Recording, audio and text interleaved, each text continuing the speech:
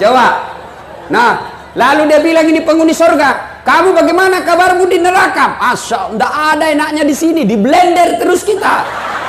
Tidak ada jam istirahat, hancur semua kita di sini. Dia bilang penghuni neraka, bolehkah kami jalan-jalan ke surga? Bolehlah, sinilah kau. Bagaimana caranya? Dia bilang gampang. Ini di neraka kan kreatif, pandai mencari solusi. Gimana caranya? Kata penghuni neraka, kami bikin jembatan dari neraka, kamu juga bikin dari surga, kita ketemu di tengah. Oke? Setuju? Setuju. Lelang proyek. Keluar pemenang tender. Waktu pekerjaan 3 hari. Hari pertama proyek jembatan dari neraka sudah selesai 50%. Hari kedua tuntas 70%. Hari ketiga efisien dan efektif, tuntas semuanya, bersih. Dilihat dari surga, kenapa proyek dari surga belum mulai-mulai? Nggak goyang-goyang proyeknya. Teriaklah ini dari neraka. Woi, kenapa kau belum mulai proyekmu? Kami sudah sampai di tengah sesuai kesepakatan. Apa kata dari surga? Bagaimana caranya mau dimulai? Kontraktor, pengawas, pemborong, panitia, ada semua di situ.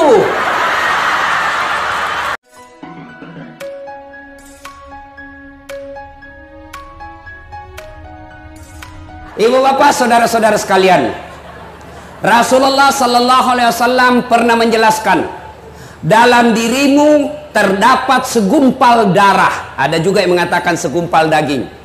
Apabila segumpal daging itu rusak, maka rusaklah seluruh anggota tubuhmu. Apabila segumpal darah itu sehat, maka sehatlah seluruh anggota tubuhmu. Kalau kita analogikan dalam ulang tahun Kota Medan, seolah-olah Nabi ingin berkata, wahai warga Medan, penduduk Medan, kalau segumpal darah dalam dagingmu itu, dalam tubuhmu baik, maka Medan akan tentram dan sehat. Tapi ketika warga Medan sakit segumpal darah dalam tubuhnya itu, maka sakit seluruh warga Kota Medan. Nabi bertanya, sahabat bertanya, apa gerangan segumpal darah itu ya Rasulullah? Nabi menjelaskan, qalbu, hati. Ini berarti sehat tidaknya, sakit tidaknya, hebat tidaknya, maju tidaknya, jaya tidaknya Kota Medan dan penduduknya tergantung dari hatinya. Kalau hatinya sehat, sehat warganya. Kalau hatinya sakit, sakit warganya. Maka pertanyaan buat kita bawa pulang pengajian ini, kita yang hadir di sini hatinya sakit atau sehat? Cepat betul. Sakit atau sehat? Sebelum mengklaim dirinya sakit, harus ditahu dulu jenis-jenis penyakitnya. Kalau sudah ditahu jenisnya, penyakitnya ini, lalu kita cross check, cocokin dengan hati kita. Oh, ini saya kena ini, sakit hatinya. Saya jelaskan 5, oh, tidak ada kena, berarti sehat. Pertanyaan berikutnya, apa saja jenis-jenis penyakit hati? Inilah yang menjadi oleh-oleh ulang tahun Kota Medan yang ke-429, penyakit-penyakit hati dan obatnya. Mudah-mudahan tidak ada yang kena penyakit hati di tempat ini. Ini penting ibu tahu. Kenapa? Karena di dunia ini tidak ada orang yang masuk rumah sakit gara-gara sakit hatinya. Iya toh? Tapi demi Allah, tidak ada orang nanti masuk neraka gara-gara sakit fisik. Dasar, kenapa masuk neraka? Saya penyakit kurap Tuhan. Tidak mungkin. Ibu Rohana, kenapa masuk neraka? Saya kena asam urat Tuhan. Tidak. Tapi yang bisa membuat ibu masuk neraka gara-gara sakit hati. Ini penting. Contoh, pentingnya ini kita tahu penyakit hati. Ibu dari Kota Medan, kau Tanjung Pinang, nyetir pakai mobil, yang nyetir tangan, yang gas rem kaki, yang melihat sepanjang perjalanan mata, yang berpikir sepanjang jalan bawa kendaraan otak. Tapi begitu ada tikungan, apa yang tertulis? Hati-hati. Tidak ada tertulis otak-otak. Ya toh?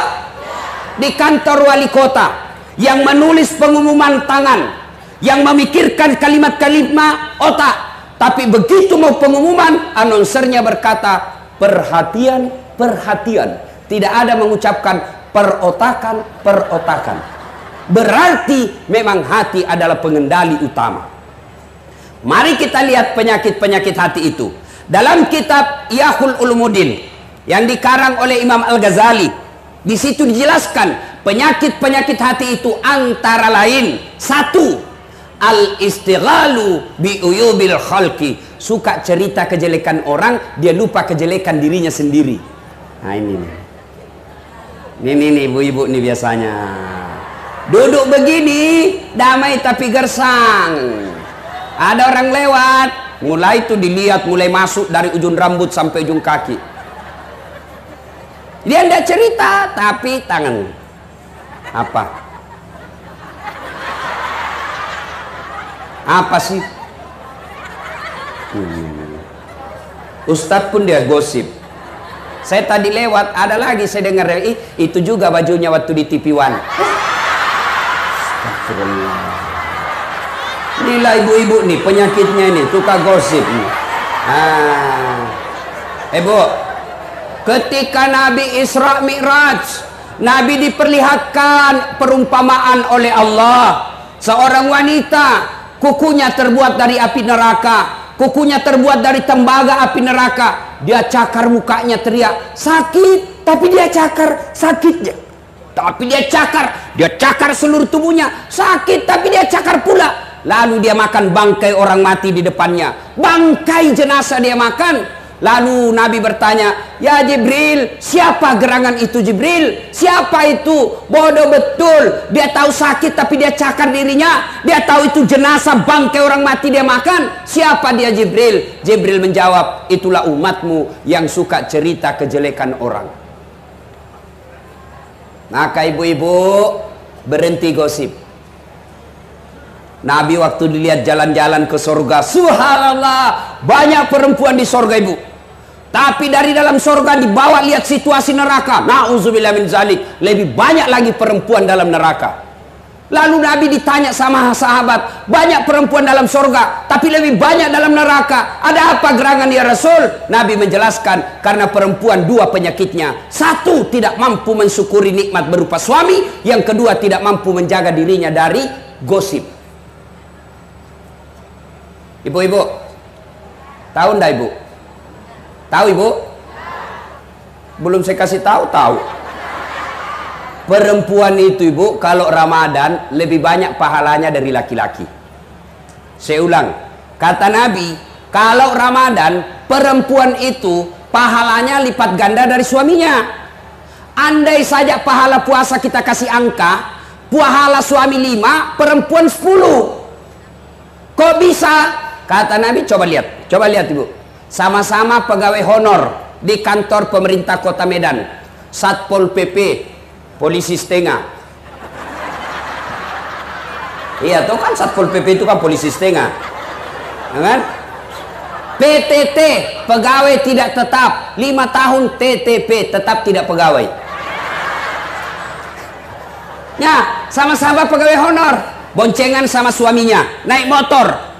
Nah, pergi jam 8 kantor, pulang jam 4 sore, Ramadan nih. Kata istrinya, Pak, saya ndak usah langsung pulang ya, saya mampir dulu di pasar, saya mau persiapan untuk buka dan sahur. Sehingga istrinya di pasar, suaminya sudah laju sampai rumah. Istrinya di pasar, keliling semua pasar, semua sudut pasar diputari. Gara-gara apa? Selisih 1000. Iya tuh bu, ibu ketawa karena membayangkan diri sendiri. Ya sudah, beli kelapa, beli minyak, beli ikan, beli sayur. Ah, dia peganglah itu, berat. Begitu keluar pasar, dia lihat naik taksi 15.000, jalan kaki gratis, jalan lagi dia. Ayo, ya toh, sampai di rumahnya panas. Ayo, sudah ibu, sudah selesai. Menjelang buka, suaminya sudah ada di meja, istighfar, asyhadu alla ilaha illallah. Istrinya mondar mandir dapur, meja dapur, sudah azan, Allahu Akbar, Allahu Akbar. Suami langsung ngam. Istrinya begitu mau masuk mulutnya, nangis anaknya yang bungsu. Tidak masuk di mulutnya. Ayo nak. Anakku cantik. Ayo. Sudah. Iya toh? Selesai makan, suaminya menuju ke masjid untuk sholat maghrib berjamaah. Istrinya mau juga, tapi terlambat karena ngurusin dulu meja. Sudah rakaat kedua, baru istrinya buru-buru mau ke masjid. Tidak sempat mandi, terpaksa keteknya saja dicuci. Lari ke masjid, mau dapat, ini sudah 2 rakaat, lari ke masjid buru-buru, sampai mau dekat masjid dia lupa bawa sarung, pulang lagi. Ya buru-buru akhirnya lupa bawa sarung. Sampai di masjid sudah rakaat ketiga, capek. Dan sudah sholat maghrib, suami pulang, sampai depan TV nonton sinetron. Istri masuk dapur, bersihkan dapur, siap-siap pergi taraweh. Sudah itu pergi taraweh bareng suaminya. Suami begitu ceramah taraweh, suami keluar merokok. Istri tidak keluar, dia tinggal dengar ceramah sambil baca Quran, meskipun dalam hatinya, panjang betul ceramahnya ini Ustaz. Ayo, selesai taraweh, balik lagi suaminya, balik juga istrinya. Suaminya lagi nonton pilpres, istrinya ngurus dapur, persiapan untuk makan sahur. Jam 10 tidur suaminya, istrinya belum tidur. Untuk apa? Persiapan makan sahur sebentar.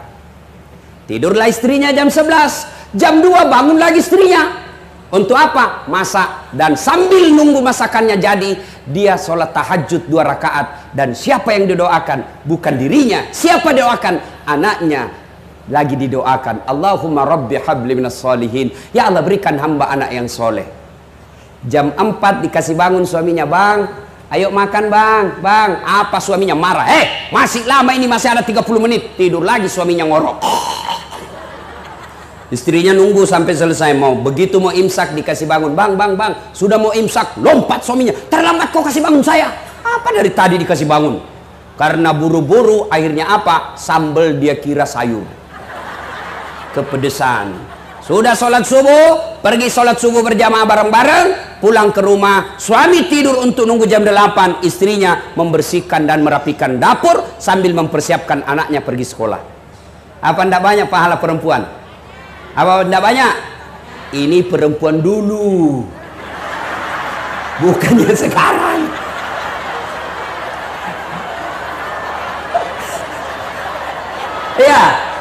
Iya. Nah, kalau perempuan dulu memang seperti itu modelnya.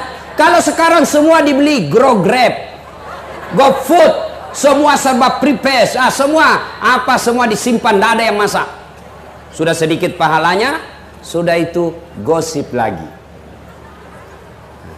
Lalu nanti di akhirat, ya Allah, mana pahala puasaku? Allah katakan, tidak ada lagi pahalamu karena hancur, karena kau suka gosip tetanggamu.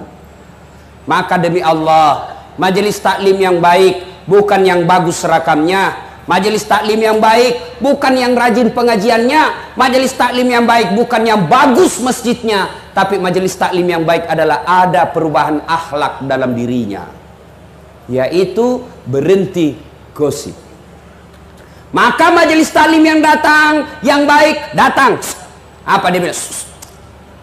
Kasihan betul, baik betul itu ibu, sayang suaminya selingkuh. Maka majelis taklim yang baik, dia akan berkata, na'udzubillah min zalik, kita berlindung kepada Allah, belum tentu suami kita lebih baik dari dia. Ini yang bagus. Mampu begitu ibu? Mampu? Tapi kita kan suka ikut campur.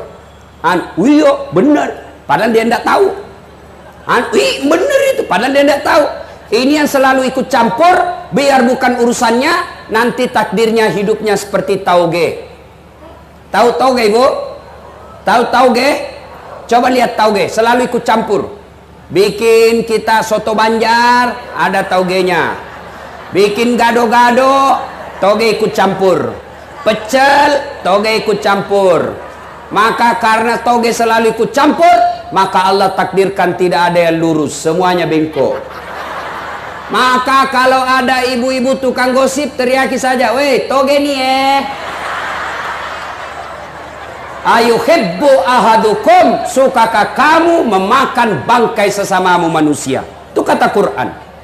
Nah, ibu bapak, saudara-saudara sekalian, dulu zaman 80-an, zaman 90-an, orang gosip agak susah. Kenapa? Harus ketemu.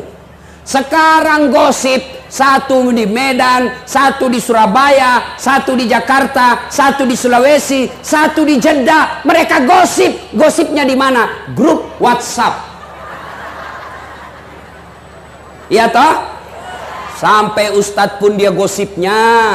Selesai ceramah dia panggil kabar agama. Pak, jangan lagi kau undang itu Ustadz Dasat. Kenapa? Tidak suka saya ceramahnya. Ah, kenapa bisa? Masa 5 dia bahas saya terus dia kena. Gosip, itulah yang disebut sekarang hoax. Menyebarkan berita bohong. Itu dosanya habis kau punya amal. Kestor amal kebaikanmu, habis nanti amalmu. Kenapa? Diambil orang-orang yang pernah kau gosip. Maka saya kalau ada yang gosip saya, dia bully saya di Facebook, dia bully saya di WhatsApp, dia bully saya di medsos. Dan Ustadz, dia benci sekali kita itu Ustadz. Kenapa kau bilang dek? Dia cerita ke kiri kanan. Saya bilang tidak apa-apa. Itu dia sayang saya.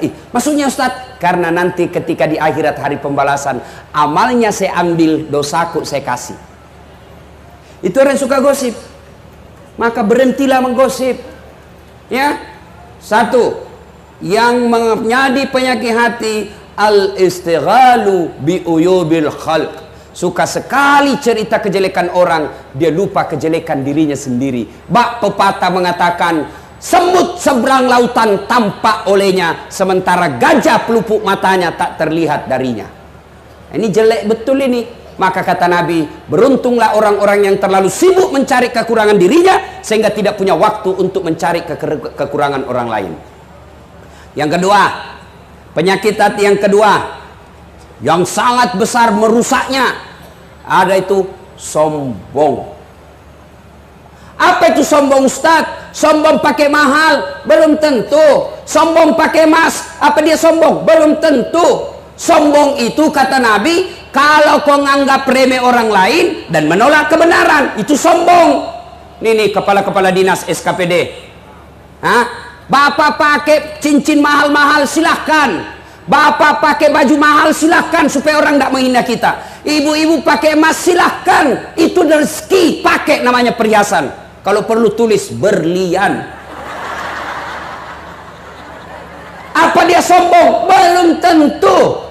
Ada orang kaya saya kenal bu, dia selalu sengaja terlambat. Kenapa? Karena dia mau jadi pusat perhatian.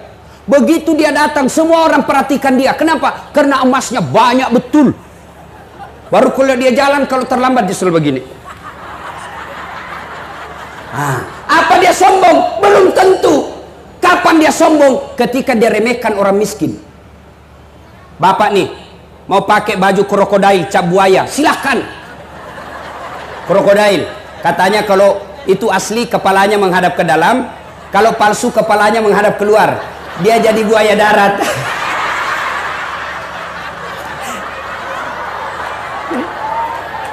Apa sombong? Belum tentu. Kapan dia sombong? Ketika dia remehkan orang yang jelek bajunya. Kau tahu ini krokodil, cap buaya dari Singapura, harga 2 juta. Kamu ndak bisa beli, pengangguran. Sombong. Ibu-ibu pakai perhiasan emas silahkan. Kapan dia sombong? Ketika kau remehkan orang miskin. Kau tahu ini masku, emas Dubai 70 juta. Kamu pengangguran, suamimu ndak bisa beli, kau orang miskin. Sombong. Nah, sekarang apa sebabnya orang sombong? Kata Nabi, orang bisa sombong ini gara-gara apa? Satu, kata Nabi, bertambahnya ilmu. Sombong ini termasuk yang banyak gelarnya. Loh, mulai sangka buruk. Bukan jangan tunjuk ke depan. Ada orang sombong di sini. Jangan sombong. Ayo, ada orang sombong, termasuk diantaranya ada ustadz yang sombong. Banyak. Mana ustadz yang sombong? Yang tidak mau menerima perbedaan pendapat. Sekarang banyak mengaku dirinya ustadz tapi tidak punya akhlak. hebat ilmu fikihnya, hebat ilmu tasawufnya, hebat ilmu qiraahnya, tapi hilang ilmu adabnya. Padahal puncak dari semua ilmu adalah adab. Banyak sekarang orang baru belajar agama 6 bulan. Itu pun melalui YouTube. Salah semua orang. Kayak dia saja mau masuk surga sendiri. Halal bihalal, bid'ah, tidak pernah pada zaman Nabi. Taksiyah, bid'ah, tidak ada pada zaman Nabi. Maulid tidak ada pada zaman Nabi, bid'ah. Isra Mi'raj, bid'ah, tidak ada pada zaman Nabi. Bid'ah, sesat masuk neraka. Nenekmu punya neraka. Kayak dia saja panitia hari kiamat. Ada juga itu ustaz begitu. Belajar agama tidak tahu dari mana. Semua dia salahkan. Ayo. Ada yang begitu. Kalau tidak sepaham dengan dia, sesat kamu. Ini terumah adik-adik nih yang mengaku dirinya kelompok hijrah. Adik-adik, bapak-bapak yang mengaku dirinya hijrah. Hijrah itu bukan sekedar pelihara jenggot. Hijrah itu bukan sekedar celana jingkrang. Hijrah itu bukan sekedar bicara afwan, jazakallah, kaifa haluk ya akhi.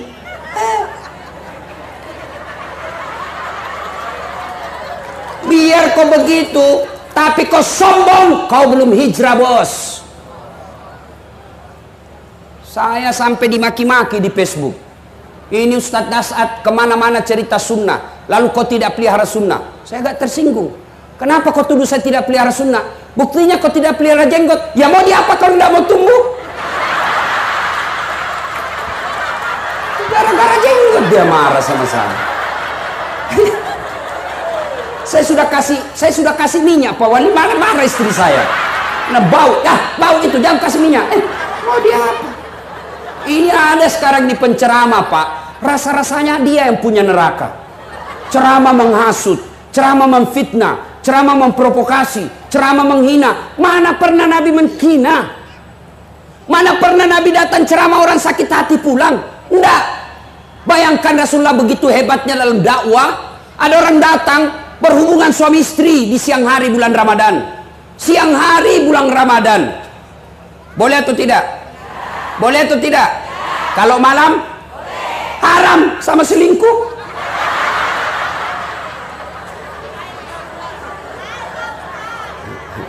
Nah, datanglah ya Rasulullah, saya berhubungan suami istri. Kata Nabi, waduh, kartu merah 3. Kamu besar pelanggaranmu. Puasa 6 hari berturut-turut. 6 hari berturut-turut. Ya Rasulullah, 1 bulan aja saya kecolongan. Ini 2 bulan tidak tahan ya Rasul. Sudah kalau gitu kau kasih makan fakir miskin di kampungmu. Saya orang miskin ya Rasul. Kata Nabi, nih ambil kurma, ambil ini, bawa ke kampungmu, cari orang miskin, kasih makan. Ya Rasulullah, saya yang paling miskin di kampungku. Nabi bilang, ini sudah miskin melanggar pula. Apa Nabi marah? Apa Nabi marah? Nabi lalu berkata, ya sudah kau makan sendiri. Coba. Ini ada orang. Adik-adik yang baru belajar agama, silakan cintai agamamu, silakan pakai mazhabmu, silakan pakai apa yang kamu yakini betul menurut keyakinanmu, tapi jangan kau lecehkan dan kau salahkan orang yang tidak sesuai dengan pahammu. Contoh Ibu, dalam kenapa ada imam mazhab? Karena sumber hukum Islam itu ada 3. 1 Quran, 2 hadis, sudah pendapat ulama. Quran hadis itu tidak ada videonya, tidak ada gambarnya, tidak ada tutorialnya. Beda kalau ibu beli handphone, cara pemakaiannya gampang dicontoh. Kenapa? Ada petunjuknya di handphone itu, videonya, cara mencabut baterai, cara memasang charge, itu ada videonya, jadi bisa dicontoh. Tapi hadis, dia hanya dalam tertulis, tidak ada videonya, Nabi tidak ada gambarnya, maka hanya tertulis, maka orang mengangan-angan, oh begini. Contoh, hadis, saya melihat Nabi takbir mengangkat kedua belah tangan sejajar dengan bahu. Itu hadisnya Pak, sejajar dengan bahu. Coba, bagaimana disebut sejajar dengan bahu? Mohon maaf Pak. Pak Yuda, sejajar dengan bahu bagaimana? Coba lihat Ibu, coba lihat Pak Yuda, sejajar dengan bahu. Saudara.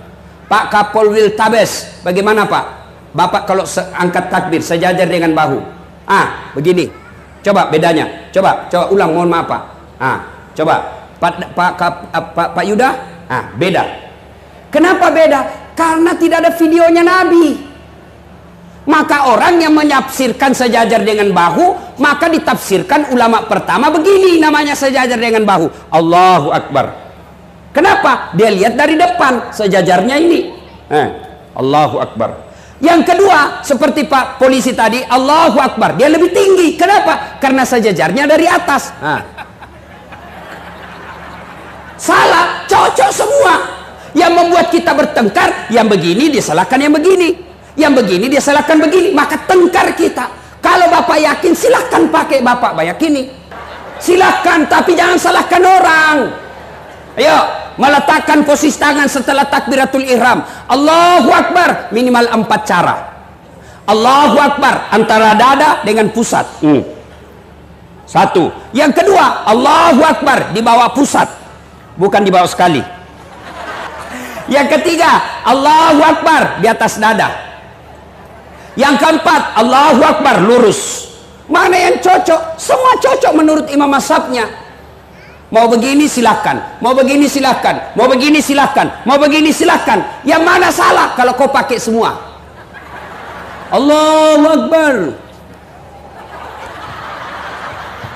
Salah itu bos. Kau tidak konsisten.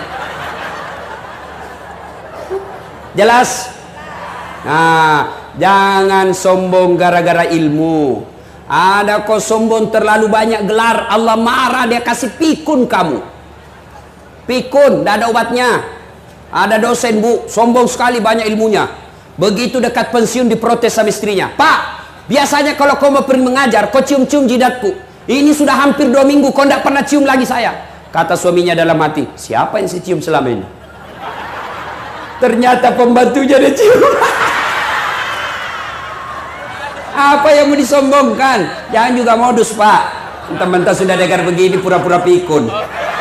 Masuk kamar pembantu didapat anaknya, saya kira mamamu nak.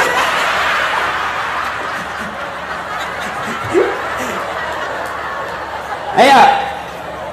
Ya. Jangan sombong gara-gara ilmu. Allah jelaskan dalam Quran, wa ma utitu minal ilm illa qalila. Saya tidak berikan kamu ilmu kecuali sangat sedikit. Kalau ada ustadz sombong, patantang, petenteng, hanya dia merasa benar, tolong tanya apa artinya alif lam mim. Alif lam mim saja kau tidak bisa tahu. Sudah, apa yang kamu sombongkan? Yang kedua, sebab orang sombong, apa itu? Bertambahnya pangkat jabatan. Wali kota, jangan sombong. 5 tahun bos, terpilih lagi ya maksimal 10 tahun, tidak terpilih wabillahi taufiq wal hidayah, keluar. Apa kamu sombong? Ayo, wali kota saja tidak boleh sombong, apalagi wakil wali kota. Kenapa nih mau sombong? Ayo, kepala dinas kau mau sombong?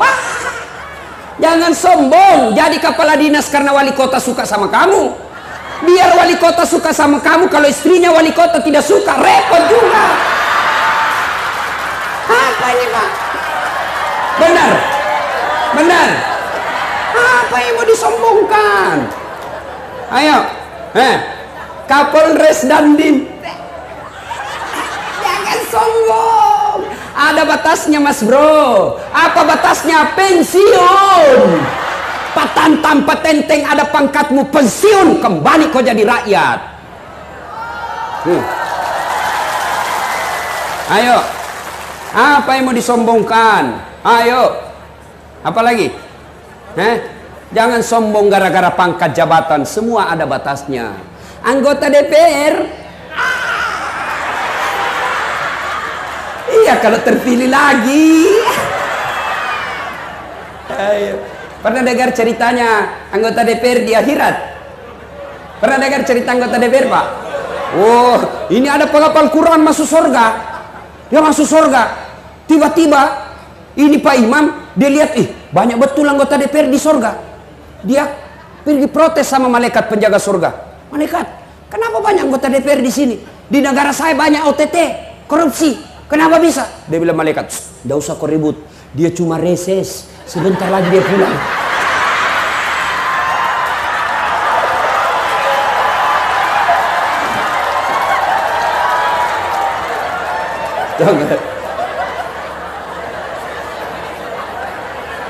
Ayo.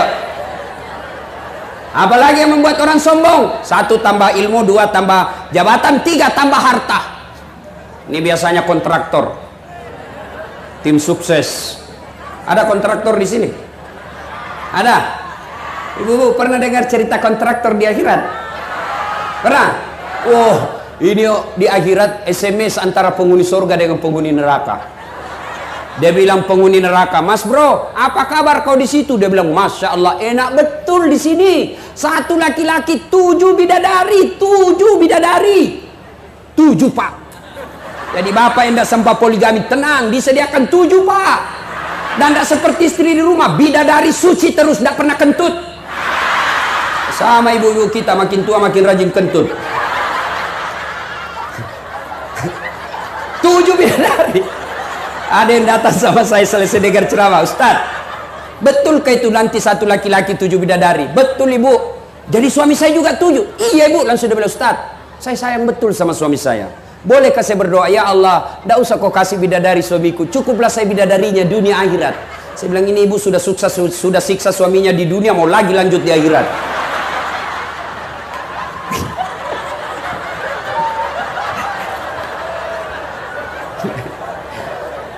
Coba. Nah, lalu dia bilang ini penghuni surga, "Kamu bagaimana kabarmu di neraka?" "Masya, tidak ada enaknya di sini, di blender terus kita. Tidak ada jam istirahat, hancur semua kita di sini." Dia bilang penghuni neraka, "Bolehkah kami jalan-jalan ke surga?" "Bolehlah, sinilah kau." "Bagaimana caranya?" Dia bilang, "Gampang. Ini di neraka kan kreatif, pandai mencari solusi." "Gimana caranya?" Kata penghuni neraka, "Kami bikin jembatan dari neraka, kamu juga bikin dari surga, kita ketemu di tengah. Oke? Setuju?" "Setuju." Lelang proyek. Keluar pemenang tender. Waktu pekerjaan 3 hari. Hari pertama, proyek jembatan dari neraka sudah selesai 50%. Hari kedua tuntas 70%. Hari ketiga efisien dan efektif, tuntas semuanya, bersih. Dilihat dari surga, kenapa proyek dari surga belum mulai-mulai? Nggak goyang-goyang proyeknya. Teriaklah ini dari neraka, "Woi, kenapa kau belum mulai proyekmu? Kami sudah sampai di tengah sesuai kesepakatan." Apa kata dari surga? "Bagaimana caranya mau dimulai? Kontraktor, pengawas, pemborong, panitia, ada semua di situ."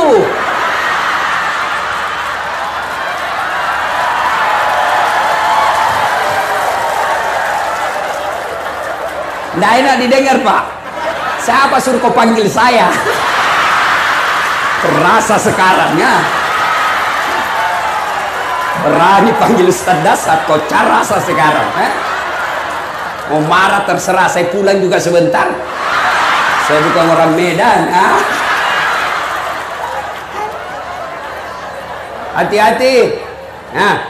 Jangan sombong gara-gara harta. Belajar dari Palu, Donggala, Aceh. Berapa banyak orang kaya mentereng, hancur dalam sekejap. Palu, Donggala tidak cukup 5 menit, hancur, miskin. Apa yang kau sombongkan dengan hartamu? Oke lah, duitnya masih banyak, mobilnya mewah, rumahnya megah, duit depositonya 7 miliar, sombong. Allah titip penyakit dalam dirinya, akhirnya apa? Banyak duitnya tapi makannya terbatas. Saya sering ditraktir orang kaya, Bu. Begitu saya berhadapan meja makan, apa dalam pikiran saya? Enak semua. Mana dulu saya makan ini? Ini orang kaya apa dia pikir? Asam urat, kolesterol, ginjal, lemak. Dilarang makan nasi. Duitnya 7 miliar dilarang makan nasi. Dilarang makan daging, dilarang makan garam, dilarang makan gula, dilarang makan sambal, dilarang makan lemak. Apa saja bisa dia makan. Ubi kayu. Duit 7 miliar cuma bisa makan ubi kayu leh. Silakan Nana. Ayo. Dia ke dokter, dia bilang, "Mohon maaf Pak Dewan, selama Bapak anggota DPR ini Bapak tidak pernah kena matahari. Mulai besok Bapak keliling komplek ya. Jangan pakai baju Pak, supaya kena matahari. Kalau bisa Bapak pakai celana pendek. Jangan pakai sendal Pak ya, supaya refleksi. Jangan pakai topi. Jam 8 sampai jam 11 keliling komplek, ndak pakai sendal, ndak pakai baju, cuma pakai celana kolor jalan. Apa bedanya sama gembel? Ayo, apa yang kau sombongkan dengan harta? Jangan sombong. Jangan sombong gara-gara harta. Berapa banyak orang duitnya banyak, tapi hancur hanya untuk bayar penyakitnya.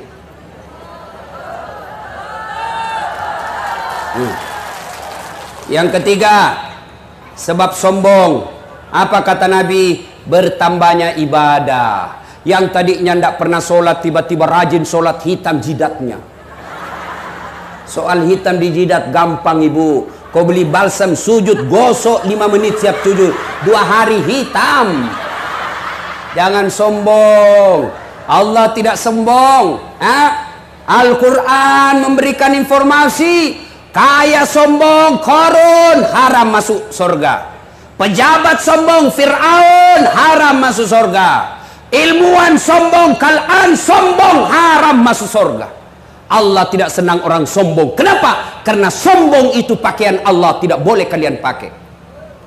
Apa yang Anda mau sombongkan? Maka Allah jelaskan dalam hadits qudsi, ada 3 teman setan di dunia. 3 teman setan. Kata Nabi, 1 di antaranya ghaniyun mutakabbir, orang kaya yang sombong. Kaya sombong, temannya setan, tapi orang masih maklum. Wali kota sombong, Polres sombong, Kajari sombong. Orang masih, iyalah, tinggi pangkatnya, banyak duitnya, terkenal, cakep, wajarlah dia sombong. Tapi ini sudah miskin, pengangguran, jelek mukanya, bau bulunya, bau keteknya, sombong lagi. Bukan temannya setan, kau sudah jadi setan. Ayo, jangan sombong. Alangkah bahagianya, alangkah senangnya kita, jabatannya tinggi, banyak duitnya, terkenal, cakep, cantik, dermawan lagi dan tidak sombong. Orang makin senang, bahkan tanpa sosialisasi bisa 2 periode. Jelas? Maka jangan sombong. Sombong inilah yang bisa memecahkan persaudaraan. Ya, makna terpenting kita ini kita bisik-bisik Pak Wali. Persaudaraan. Yang ketiga sekarang, penyakit hati. Yang ketiga, al-mutakhawilu bis-shalah, menganggap enteng sholat. Itu penyakit hati paling besar. Ibu-ibu banyak tidak sholat. Kapan Ustadz? Ketika selesai haid.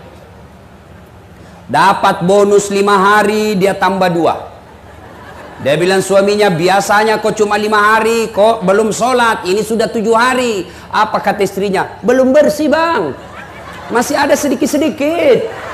Kata suaminya, kok bohongnya? Apa bohong? Saya kasih lihat. Apa mau dikasih lihat?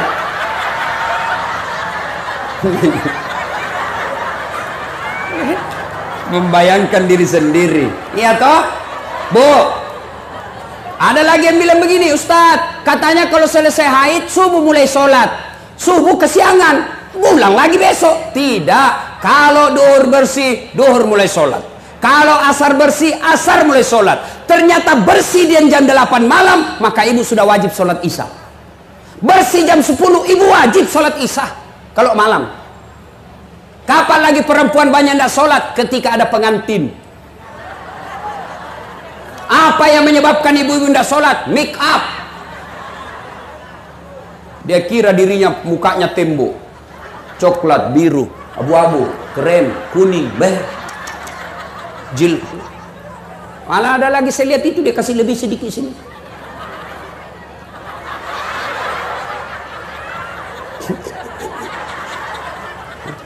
Banyak sekarang perempuan palsu.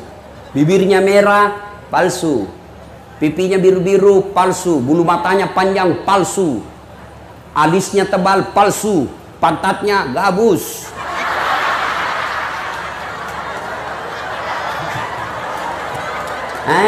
Katanya majelis taklim. Kok majelis taklim begitu? Ayo. Katanya majelis taklim sudah 4 tahun. Kok begitu? Yuk. Apalagi yang membuat ibu-ibu banyak tidak sholat selain make up. Ustaz, bagaimana kalau soal make up? Boleh. Gimana caranya? Wudhu dulu. Ibu wudhu dulu, baru make up. Sudah itu tahan kentut. Biar ibu sudah make up, sudah wudhu, make up, kentut batal. Cuma sedikit keluar Ustaz, batal. Nggak habis, batal.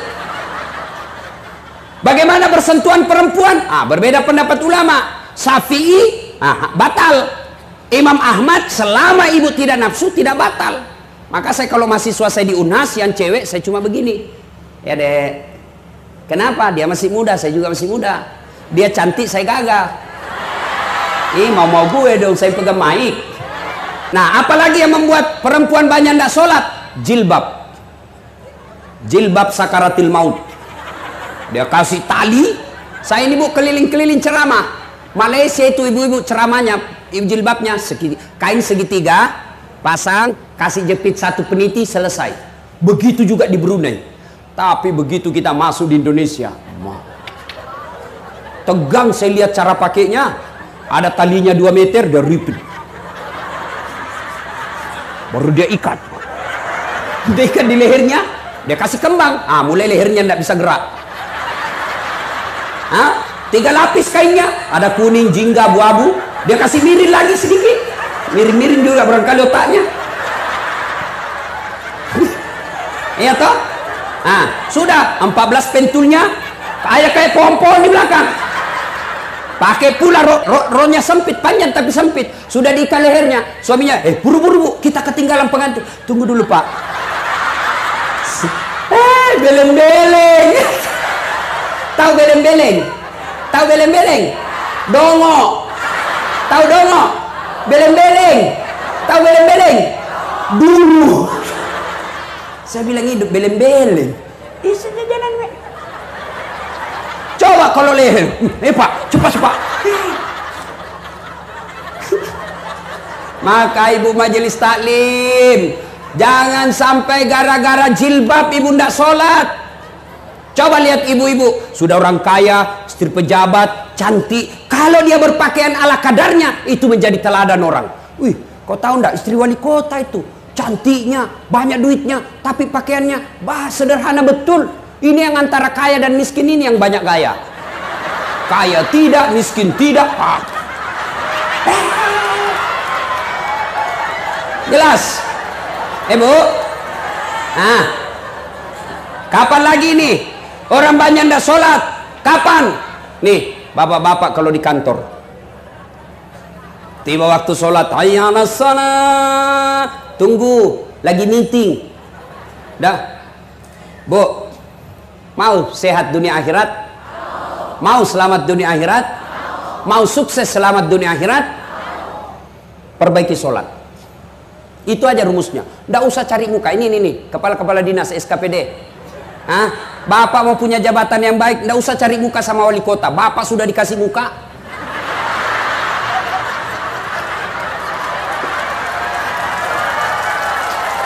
Ada juga itu ASN kayak nggak punya harga diri depan wali kota. Ya pak, siap. Pret. Yuk perbaiki aja sholatmu, Allah yang ngatur. Kecil itu jadi kepala dinas, kecil jadi camat, kecil jadi asisten. Kalau Allah yang gerakkan, tidak ada kekuatan manusia bisa halangi. Ini, ya pak, ini pak, ini terserah bapak aja pak. Cemen lu men. Coba, nih Pak Wali Kota, Pak Kapolres, itu ada ajudannya. Coba lihat kalau Pak Wali Kota panggil ajudan. Mana dia berani menantang? Ajudan, siapa? Biar lagi ngerokok, dia buang rokoknya. Siapa? Perintah. Ayo. Mana ada ajudannya? Panggil, ajudan. Tunggu dulu Pak, saya lagi meeting. Bilang kok dikasih pindah kok. Ayo, pada wali kota ada habis jabatannya. Allah yang panggil Bapak. Hayya 'alas shalah. Apa jawaban bapak? Tunggu, lagi rapat. Ya sudah Allah ya, sudah kau uruslah rapatmu. Karena wali kota yang ngurus kau. Begitu ganti wali kota, bapak setengah mati lagi cari muka. Ayo, capek pak cari muka sama manusia. Lebih cari muka kepada Allah. Bagaimana caranya? Perbaiki sholat. Kalau sholat baik, kecil apa yang bapak ibu mau. Punya rumah kecil buat Allah. punya anak kecil buat Allah, punya jabatan kecil buat Allah. Allah cuma minta ista'inu bisabri wassalah, sabar perbaiki sholatmu, saya yang selesaikan itu masalahmu. Itu janji Allah, bukan janji caleg. Wah, kalau caleg yang janji kita, andai boleh dijanji kita surga, dia janjinya juga kita surga. Bagi-bagi kartu nama, pilih saya, sama-sama kita orang Bugis, pilih saya, ini. Begitu terpilih dia ganti nomor HP-nya. Nah ya sudah, perbaiki sholat. Adik-adik, ada di sini masih pegawai negeri, pegawai honor, kau perbaiki sholatmu, Allah yang kasih kamu. Wallahi, saya dulu orang susah-susah jadi pegawai. Saya Unhas yang minta saya ngajar, universitas saya minta saya ngajar. Dicuri saya punya berkas, dihilangkan saya punya berkas, malah Allah lebih murahkan dikasih surat khusus. Coba, kalau Allah yang mau kecil itu jadi pegawai, yang tidak masuk akal saja boleh terjadi kalau Allah mau, apalagi yang ada jalannya.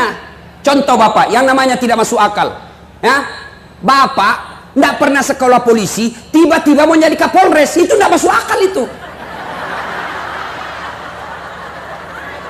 Ayah. Tapi kalau Bapak pegawai negeri sipil, mau jadi sekda, itu ada jalannya. Ada jalannya, jadi tidak usah putus asa.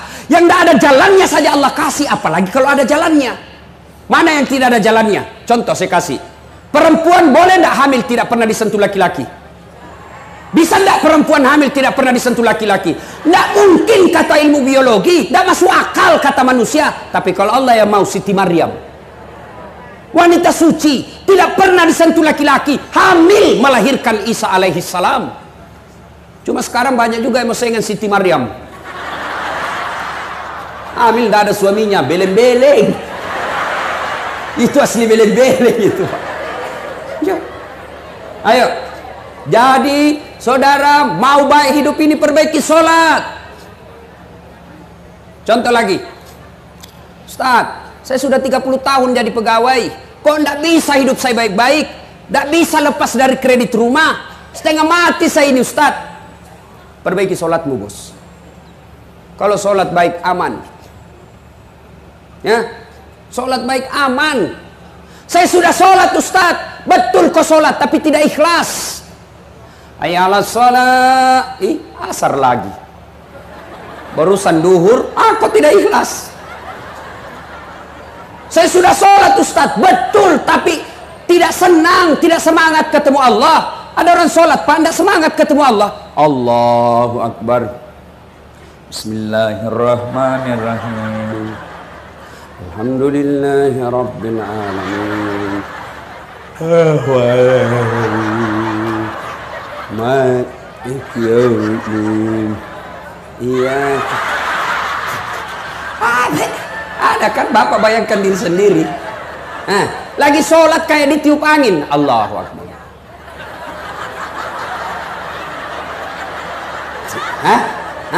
Ya memang ada karena itu ibu. Sholat Allahu Akbar.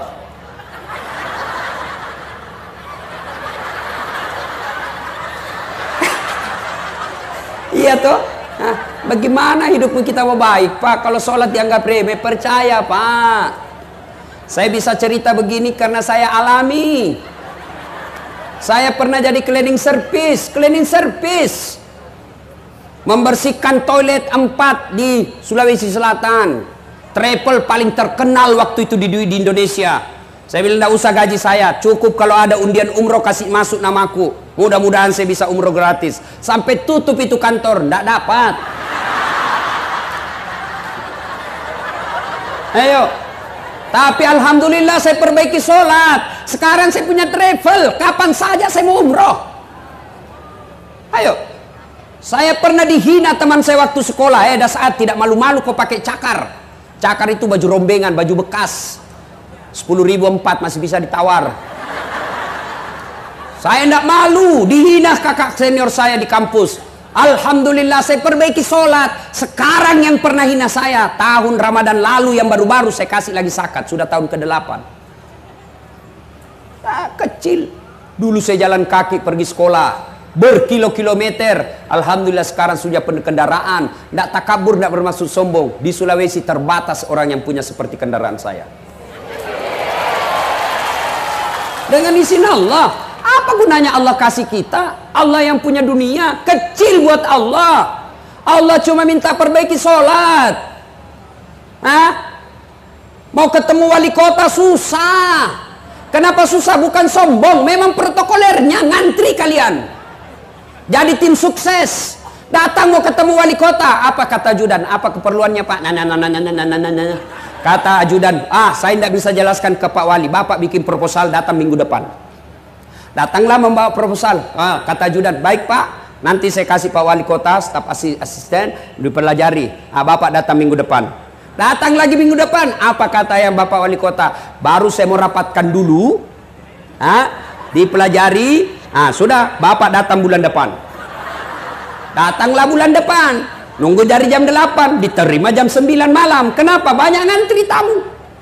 Begitu diterima, apa kata Pak Wali? Sudah dipelajari oleh staf ahli saya. Ternyata mohon maaf, ini tidak bisa dibantu. Kalau saya bantu Bapak, saya berurusan sama KPK. Tidak ada antaran untuk ini. Kau nunggu 1 bulan lebih, hancur waktumu lebih 1 bulan, tidak ada hasilnya. Ketemu Allah. Pagi baru bangun, silahkan sholat subuh, ngadu sama Allah. Tengah hari lagi di toko sepi pembeli, ngadu siang hari sholat duhur. Sore masih sepi pembelimu, ngadu kau dalam sholat asarmu. Selesai kau dagang, sepi pembelimu, maghrib ngadu kau lagi kepada Allah. Mau tidur ternyata pun masih sepi, kau ngadu lagi dalam sholat isyamu. Masih punya bonus kau bangun sholat tahajud tengah malam. Dan 24 jam siapa saja boleh temui. Jelas? Perbaiki sholat kecil. Itu tidak masuk akal saya punya gelar. 1 dokter dalam negeri, 1 luar negeri. Bersamaan waktunya. Tidak masuk akal. Tidak masuk akal kalau Allah mau. Kalau Allah mau kecil jadi dokter. Maka ibu perbaiki sholat. Anak-anaknya perlihatkan sholat. Bapak wali kota mohon kalau ada yang mau jadi pejabat, periksa sholatnya. Gimana caranya Ustadz? Gampang. Suruh datang jam 5 sore. Maghrib suruh azan. Suruh azan, suruh imam sholat jamaah. Kau imam sholat jamaah deh. Kalau bacaannya tidak jelas, malas sholat ini orang. Demi Allah, kalau orang baik sholatnya Pak aman. Tapi kalau tidak beres sholatnya, Tuhannya saja ditipu, apalagi bosnya. Jangan marah ya Pak, jangan marah. Tapi kalau Bapak mau marah tidak apa-apa, saya sudah mau pulang juga. Ayo perbaiki sholat. Yang berikutnya, kalau sudah sholat 5 waktu, maka wujudkan sholat jamaah. Berbicara soal persatuan, belajar dari sholat jamaah. Coba sholat jamaah di masjid. Ada yang datang dari kanan, ada dari timur, ada dari selatan, ada barat, utara. Begitu masuk, semua menghadap ke satu arah. Tidak mentang-mentang dia wali kota, datang dari timur, dia menghadap ke timur. Gila ngana. Ayo Pak. Tidak mentang-mentang tinggi pangkatnya Kapolres, begitu dia masuk, saya mau membelakangi imam. Tidak bisa Pak. Semua menghadap satu. Kalau Bapak mau belajar persatuan, belajar dari jamaah. Sholat jamaah, coba lihat. Ada suku Bugis, ada Jawa, ada Madura, ada Medan. Berbeda suku, tapi begitu takbir tetap sama.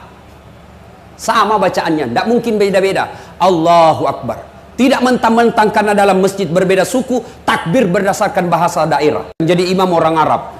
Allahu Akbar. Datang makmum orang Bugis. Pungallahu ta'ala balopo. Datang pula orang Padang. Allah nan gadang. Datang orang Banjar. Allah ganal bujur.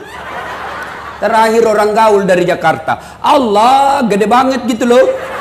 Tapi kacau sholat. Nah ini belajar persatuan dari sholat. Ya, jangan berpecah belah. Pemilu sudah selesai. Tidak ada lagi 01, tidak ada lagi 02. Sekarang 01 tambah 02 sama dengan 03, persatuan Indonesia. Tidak ada lagi Jokowi, tidak ada lagi Prabowo. Mau senang atau tidak, kau puas atau tidak, kau harus terima Jokowi Ma'ruf menang. Nah, mau apa lagi? Dia curang Ustadz, urusan pengadilan sudah selesai. Kalau bebas di dunia, ada lagi pengadilan akhirat. Tidak usah ribut.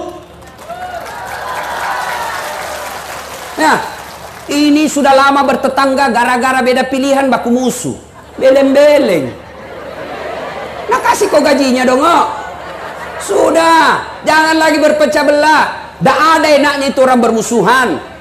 Sebaliknya, bagus itu banyak teman. Apa baiknya banyak teman? Satu, banyak teman, gampang murah rezekimu. Saya di Makassar hampir tidak pernah duitku habis.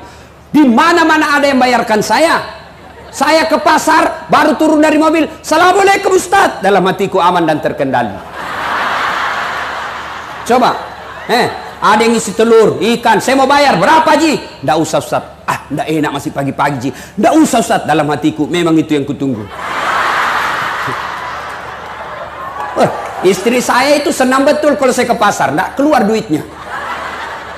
Yang kedua, banyak teman, gampang selesai masalah. Kenapa bisa Ustaz? Coba lihat. Saya ke Polres. Baru turun dari mobil, dilihat CCTV sama Kapolres. Assalamualaikum Ustaz. Siap Komandan. Waalaikumsalam. Kenapa Ustaz? Perpanjangan SIM Komandan. Panggil Kasat Lantas. Urus SIM-nya Pak Ustaz. Selesaikan cepat ya. Jangan lagi kau minta uangnya. Dosa kau uang Ustaz kau makan. Selesai masalah. Coba. Ayo. Banyak teman gampang selesai masalah. Yang ketiga, banyak teman panjang umur. Ayo, saya kemarin dari Sukabumi mau pergi ceramah, lanjut ke Istana Wakil Presiden. Perjalanan saya lewat di Bogor. Ya, tempatnya menaranya saya lihat menara masjidnya As-Sikra. Guru kita Arifin Ilham. Begitu saya lihat, saya bilang kita doakan Al-Fatihah. Karena banyak teman, semua yang lewat lihat itu, kirimkan Fatihah. Banyak teman, panjang umurmu, meskipun kau sudah jadi jenazah. Yang keempat, banyak teman, gampang menang pilkada. Yang ketawa, saya serius. Nah, ayo, cuma yang bisa merusak persaudaraan kita ini adalah sakwa sangka, buruk sangka. Tiba-tiba Pak Wali Kota mutasi. Yang tadinya kepala dinas menjadi staf ahli. Ahli yang tidak ada stafnya. Sangka baik. Yang ketawa kok, saya serius ini. Sangka baik. Kok saya dimutasi? Berarti Pak Wali tahu Bapak harus istirahat dulu. Gunakan waktu lebih banyak sama keluarga. Sangka baik. Ini ibu-ibu yang paling sering sangka buruk sama suaminya. Suaminya dijadikan tahanan kota. Wajib lapor 24 jam. Menelpon tidak dijawab, panggilan tak terjawabnya 99 kali. Telepon suaminya tidak jawab. Sangka baik, telepon, oh suamiku lagi menghadap wali kota. Tenang perasaan. Telepon lagi tidak dijawab, oh suamiku lagi sholat duha. Sangka baik. Tiba-tiba masuk WhatsApp, saya lihat suamimu bonceng cewek cantik betul. Oh berarti suamiku lagi nge-grab. Sangka baik. Tenang perasaan. Ya, saya dulu tamat SMA daftar tentara. Karena pendek tidak lulus. Temanku lulus jadi polisi. Sekarang dia reserse Satu Bunga di Sulawesi Barat, pakai baret merah. Saya lulus pakai baret putih jadi ustadz. Alhamdulillah dia yang baret putih yang saya pakai, mulai baret hitam sampai baret merah ku caramai ke semua. Sangka baik. 2013 saya ikut pilwali di Makassar, 10 pasang calon, saya juara 2. Kalau ustadz tidak, cuma yang menang lebih banyak suaranya. Sangka baik. Bapak-bapak ASN, kalau ada mutasi sangka baik saja Pak. Tenang perasaanmu. Jangan sangka buruk. Apalagi pergi cari santet. Sangka baik. Nah, ibu bapak, saudara-saudara sekalian, pada intinya kita hadir di sini, mari kembali merapatkan persaudaraan. Banyak penyakit hati tapi waktu yang terbatas. Sudah kita periksa. Oh, ini saya sakit. Sekarang wala tai'asu birrauhillah. Kalau hatinya sakit, obati. Bagaimana cara mengobati sakit hati? Ala bidzikrillahi tatma'innul qulub. Dengan berzikir. Gimana caranya ibu berzikir? Maka ibu-ibu majelis taklim, masing-masing punya bawa tas, ya. Jangan tasnya hanya dibungkus dalam kue. Ibu-ibu Columbus, kelompok ibu-ibu pembungkus. Kalau ada pengantin dia bungkus semua kue masuk di tas. Ibu-ibu Columbus itu. Kelompok ibu-ibu pembungkus. Ayo, maka tasnya isi tasbih. Isi tasbih.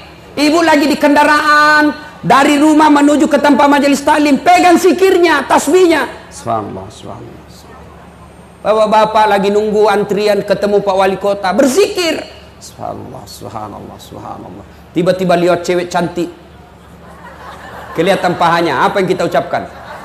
Bukan alhamdulillah, subhanallah, maha suci Allah yang telah menciptakan yang indah itu. Ternyata masih dilihat, ucapkan astagfirullah, palingkan pandangan. Astagfirullah, astagfirullah, astagfirullah.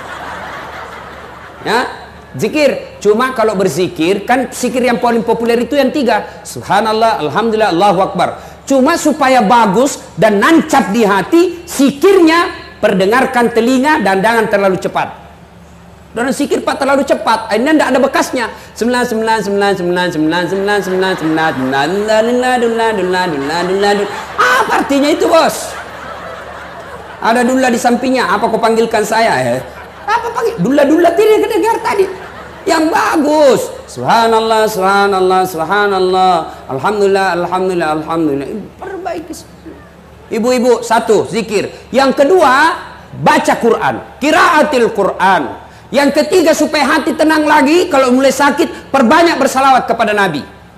Ya, ibu-ibu pagi-pagi lagi goreng ikan, salawat. Salatullah, salamullah. Dia dengar suaminya, dia sambung. Lalu suaminya lagi lap kaca. Ala toha rasulillah. Dia dengar anaknya lagi kerja PR. Salatullah, salamullah. Ala Yasin Habibillah. Lewat Pak Camat, didengar Pak Camat teriak, semua salatullah salamullah ala toha rasulillah. Salatullah salamullah ala Yasin Habibillah. Terakhir, dalam Al-Quran Allah bertanya, ya, apa man kana mu'minan kaman kana fasikan? Sama ndak orang yang beriman dengan fasik? Beriman dengan pura-pura beriman. Fasik itu pura-pura beriman. Kata Allah, la yasta'un. Tidak sama. Apa perbedaannya? Menurut Quran, innamal mu'minuna alladzina isa sukirallah wajilat qulubuhum. Orang yang baik imannya, kalau dia dengar ceramah, dia dengar dakwah, dengar pengajian, maka dia berkata, makin bertambah imannya. Itu sudah bagus. Pulang ceramah, benar itu dia bilang, Ustadz, saya tadi yang kena kontraktor itu. Benar itu Ustadz, yang tukang gosip saya kena, maka besok saya tidak ulang. Bagus imannya. Tapi kalau sebaliknya, dinasehati tidak mempan, maka yang disindir dalam ayat berikutnya, wa sawa'un alaihim a'anzartahum am lam tunsirhum. Kau sampaikan ayat Allah, kau nasihati atau tidak, kau ceramai atau tidak, la yu'minun, sama saja mereka tidak akan beriman. Bahkan ayat berikutnya Allah jelaskan, mereka lebih hina dari binatang. Tahu binatang, Ibu? Tahu binatang? Ibu saya di kampung sampai detik ini masih jual beli kambing. Itu kalau ada kambing beliau yang nakal, suka seruduk temannya, dia panggil penjaga kambing, kau jual itu kambing. Nakal itu, dia ganggu temannya. Sampai di pasar, Bu Haji, tidak ada yang beli, bawa pulang, potong kita makan sama-sama. Kambing nakal, jual, tidak laku, potong kita makan. Tapi kalau ada ibu di sini, tukang gosip, tidak sholat, tukang tipu, ini apa? Potong. Siapa yang mau makan? Ayo, jual. Siapa yang mau beli? Merugikan. Maka ini disebut mereka lebih hina dari binatang. Inilah tujuan daripada pemerintah Kota Medan mengajak kita ke sini agar kita bisa lebih baik dari binatang dan tidak menjadi lebih hina dari binatang. Acara ini bukan anggaran yang sedikit, tapi kalau pulang tidak ada perubahan, kasihan Pak Wali. Pulang-pulang tidak ada perubahan, ibu-ibu majelis taklim tetap masih mau disogok, tetap kasar sama suaminya, tidak ada guna. Ibu-ibu yang kasar sama suami, berhentilah ibu. Biar hitam jidatmu gara-gara sholat. Senin Kamis kau puasa, tahajud tiap malam, tadarus tiap hari, tapi kurang ngajar sama suami. Jangankan masuk surga, kata Nabi, baunya surga kau tidak dapat. Ya, jelas ibu? Ya, begitu juga bapak-bapak. Biar rajin Senin Kamis, tapi kalau khianat sama istrinya, tidak bakal masuk surga. Alasan rapat, ternyata pergi merapat. Ada yang sampai ketangkap basah sama suaminya. Kalau ditelepon sama teman selingkuhnya, dia tulis wali kota. Jadi setiap bunyi teleponnya, wali kota ibu, jangan angkat, jangan angkat. Ternyata satu ketika diangkat, perempuan, ternyata teman selingkuhnya. Kalau saya temanku yang SMP, yang suka telepon-telepon saya dulu, kasih cinta-cinta monyet, itu nomor teleponnya saya tulis, nomor teleponnya di situ, penjual batu bata. Setiap dia benar-benar, jangan angkat, tagihan.